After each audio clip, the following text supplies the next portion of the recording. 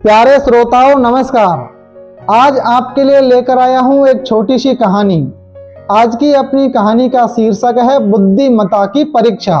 तो आइए शुरू करते हैं आज की ये कहानी। एक बार एक राजा था, उसके कोई संतान नहीं थी। इस कारण वह बहुत दुखी रहने लगा कि मेरी मृत्यु के बाद अपने इस राज्य का राजपाट कौन संभालेगा। इस बात से दुखी राजा को एक दिन एक उपाय सूझा।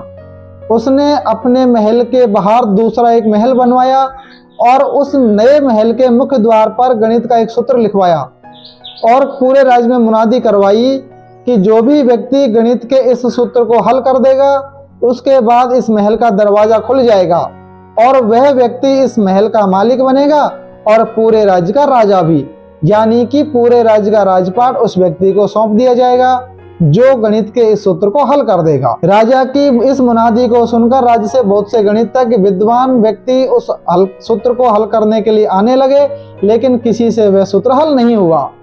लगभग कई महीने यह प्रतियोगिता चलने के बाद भी यह सूत्र हल नहीं हुआ तो राजा बहुत उदास रहने लगा।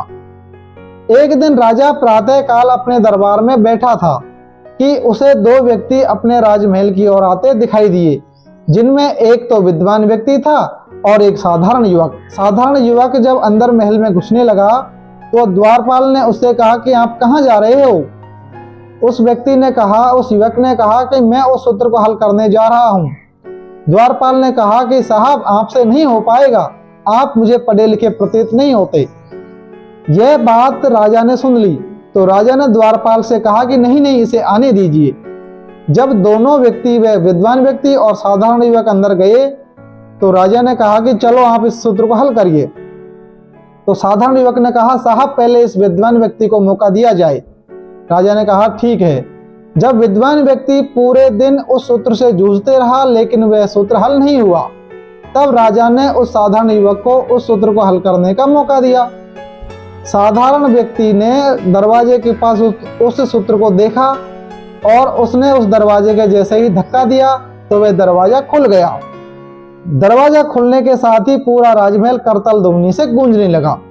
राजा ने कहा अरे आपने यह सूत्र कैसे हल कर दिया।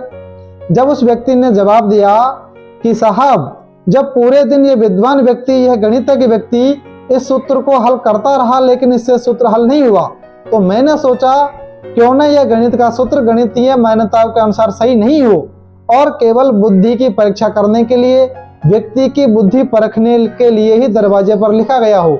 इसलिए मैंने दरवाजे पर धक्का दिया और यह दरवाजा खुल गया।